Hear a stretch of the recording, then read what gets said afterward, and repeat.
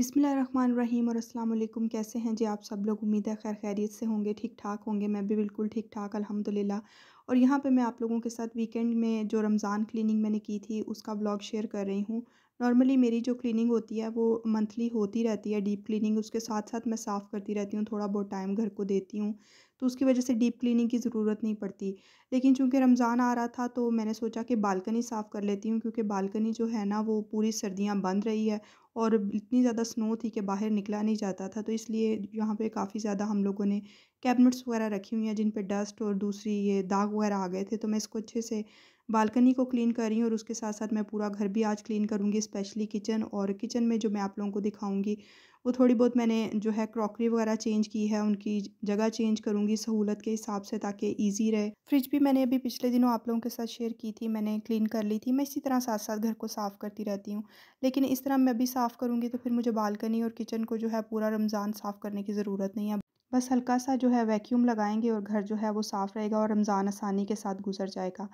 और इसके साथ-साथ आप लोगों के लास्ट वीडियो पे भी कुछ क्वेश्चन आ गए थे। मैं हर वीडियो में कोशिश करती हूँ कि आपके क्वेश्चन्स के आंसर कर सकूँ, क्योंकि बहुत सारे लोग सिर्फ़ स्विस के बारे में इन्फॉर्मेशन लेने आते हैं। तो मेरी कोई बड़ी स्वीट सी व्लॉगर हैं, आई डोंट नो, वो आई थिंक तुर्की या स्पेन से हैं। तो जैसा कि मैंने लास्ट वीडियो में कहा कि यहाँ पे कोई भी इतना गरीब नहीं है कि इंश्योरेंस वगैरह पे ना कर सके। तो उन्होंने मुझे कहा कि ऐसा कैसे हो सकता है कि इतनी एक्सपेंसिव कंट्री में आप रहते हो और आपको कुछ ना कुछ सेविंग हो जाए और आप लोग वेकेशन वगैरह कर सको। क्योंकि इतनी एक्सपेंसिव कंट्री में रह के तो अगर 5 या 7 हज़ार तनख्वाह है तो इंसान खुद गुज़ारा ही नहीं कर पाता, मुश्किल है। तो गवर्नमेंट हेल्प करती है, तो वो एक्सप्लेन कर दें। तो जी बिल्कुल गवर्नमेंट हेल्प करती है, लेकिन उसके साथ-साथ जैसे मैं आपको कहती हूँ कि यहाँ स्विस में वाइज़ली चलना पड़ता है, वो भी मैं आपको बताती हूँ कि कैसे आप हेल्प ले सकते हो और उससे फ़ायदा उठा सकते हो। जैसे मेरे हस्बैंड हैं, वो पहले जब अकेले भी काम करते थे, अपना उनका काम है, तो सिंगल काम करते थे ट्रांसपोर्ट का। तो तब भी हम साथ में डिक्लेयर किया हुआ था कि हमारे जो हैं वो 3 बच्चे हैं। तो जब 3 बच्चों के साथ आप फुल टाइम आप काम करते हो या फुल टाइम कोई भी जॉब करते हो जिसमें आप छुट्टी नहीं है और आप फुल वर्किंग आवर्स पे हो, तो आपको जो टैक्स है वो माफ़ हो जाता है। जब मैं भी काम करना शुरू कर दूँगी और हुकूमत को लगेगा कि भई इनके पास इतने पैसे हैं कि ये नैनी अफ़ोर्ड कर सकते हैं या ये दोनों काम कर रहे हैं या मेरे बच्चे बड़े हो जाएँगे तो मैं जॉब शुरू कर दूँगी, तो हमारे ऊपर टैक्स लगेगा जो नॉर्मल लोगों पे लगता है। तो अभी चूँकि मेरे हस्बैंड ही फुल काम कर रहे हैं, तो हमें ये सहूलत दी गई है कि हमारा टैक्स जो है वो बिल्कुल माफ़ कर दिया गया है। तो यहाँ पे कहने का मतलब ये है कि यहाँ पे जो लोग काम करते हैं और जितना ज़्यादा काम करते हैं, हुकूमत उन्हें उतना ही ज़्यादा पसंद करती है और उन्हें सहूलतें देती है। जैसे उधर कुछ लोग ऐसे हैं, ऑफ़ कोर्स बाहर के हैं, इंडियन, पाकिस्तानी या कोई भी, जो बिल्कुल भी काम नहीं करते। जिन जो स्विस आए हैं तो उनका मकसद ये है कि भई अगर हम लोग यहाँ पे काम नहीं करेंगे और हुकूमत को कह देंगे हमारे पास जॉब नहीं है, तो वो हमारा घर का रेंट, इंश्योरेंस, टैक्स सब पे करेगी और हमें किसी भी तरह की फ़िक्र नहीं होगी। उनको भी ऑफ़ कोर्स हुकूमत पे करती है, सारे उनके खर्चे उठाती है, लेकिन उनको बार-बार बुला के तो उनसे पूछा जाता है, जैसे आप किसी इंसान को डिसरिस्पेक्ट करते हो, भई आप क्यों नहीं जॉब कर रहे, आप क्यों नहीं ढूँढ रहे? और फिर उनके लिए कोई 1-2 दिन की जॉब या हफ़्ते की जॉब, ऐसी जहाँ भी कोई काम निकला होता है, वहाँ पे उनको भेजा जाता है। और उसके बाद उनको घर भी वो दिया जाता है जो स्पेशल उन लोगों के लिए बनाए गए हैं, दूर हैं। तो ये ऐसे लोगों के लिए है और उसका नुकसान ये होता है कि अगर आपके पास परमिट यहाँ पे बी है तो आपको सी नहीं दिया जाएगा, और अगर आपके पास सी है तो आपको उसके बाद पासपोर्ट नहीं दिया जाएगा। ऐसे लोगों को फिर ना ये पासपोर्ट देते हैं और ना ही उनकी किसी तरह से कोई हेल्प की जाती है। उल्टा बार-बार बुला के उनसे पूछा जाता है कि भई आप काम क्यों नहीं कर रहे?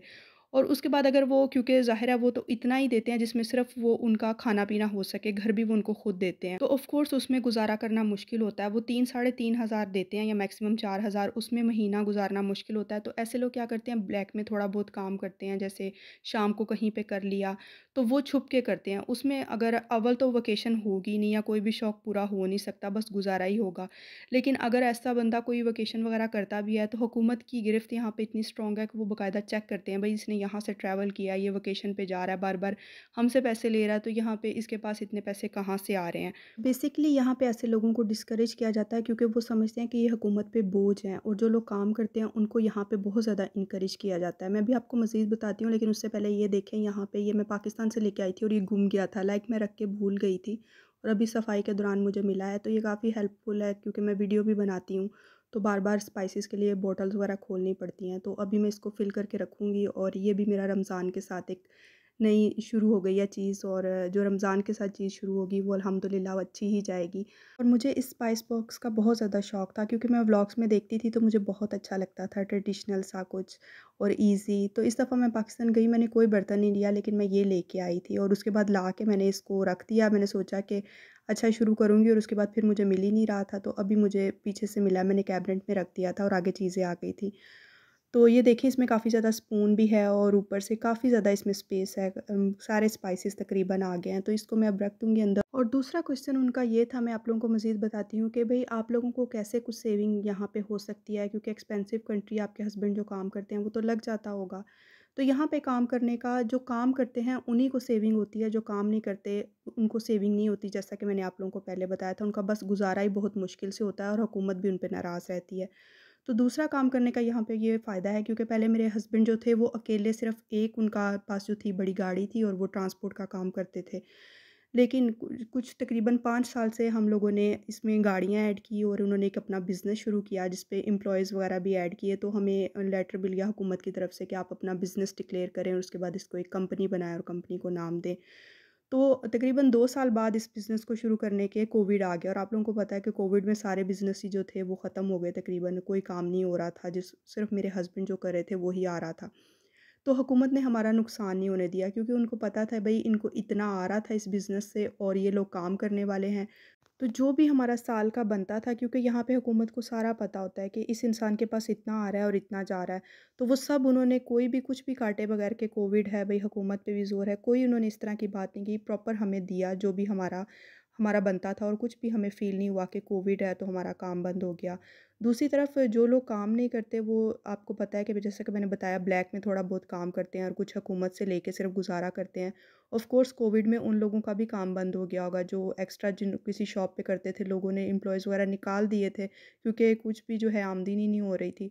तो इस सूरत में आप गवर्नमेंट को ये नहीं कह सकते कि भई मेरा तो अब गुज़ारा नहीं हो रहा, हुकूमत कोई भी आपकी मदद नहीं करेगी, जितना दे रही है उतना ही देगी। तो यहाँ पे ये बात तो साबित होगी कि जो लोग यहाँ पे काम करते हैं वो यहाँ अच्छे से रह भी सकते हैं और अपने शौक भी पूरे कर सकते हैं, लाइक वेकेशन पे जाना या कोई भी उनका शौक है, वो बहुत अच्छे से यहाँ पे इस लाइफ़स्टाइल को एंजॉय करते हैं। लेकिन जब आप काम नहीं करते तो वाक़ई आप सिर्फ़ यहाँ पे गुज़ारा करते हो और अपनी ज़िंदगी ही गुज़ारते हो। तो यहाँ पे काम करने वाले लोग फ़ायदे में हैं, और काम करने वाले लोगों को यहाँ पे इनकरेज किया जाता है। जो लोग काम नहीं करते उन लोगों को बहुत बुरी तरह यहाँ पे डिस्करेज किया जाता है।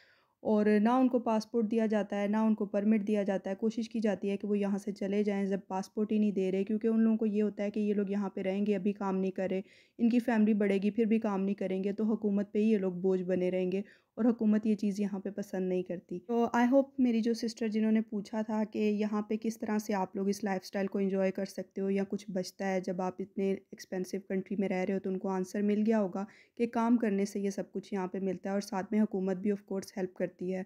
इसके अलावा चाइल्ड बेनिफिट्स वगैरह मिलते हैं, वो सबको मिलते हैं, उन पे फिर कभी बात करेंगे, क्योंकि वो एक अलग टॉपिक है, उसको भी अगर कोई क्वेश्चन है तो आप लोग ड्रॉप कर दें, मैं फिर कभी उसको कवर करूँगी। और यहाँ पे जो मेरा डाइनिंग एरिया है वो भी किचन के साथ ही है, तो मैंने सोचा इसको भी क्लीन कर लेते हैं। तो ये कर्टन मैं पाकिस्तान से लेके आई थी, जो आप लोगों को दिखाए हैं, ये मैंने हैंग कर दिए हैं।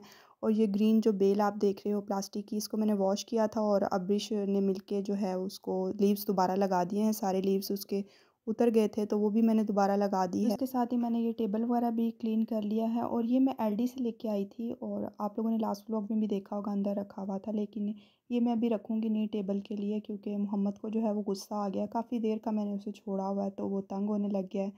वो जब भी सोने के लिए लेटता है तो वो मेरे साथ ही लेटता है, तो अभी वो सारी चीज़ें नीचे फेंक रहा है, तो इसको मैं रख दूँगी अभी, क्योंकि अभी जो इधर बिछाना ख़तरे से खाली नहीं है इसको।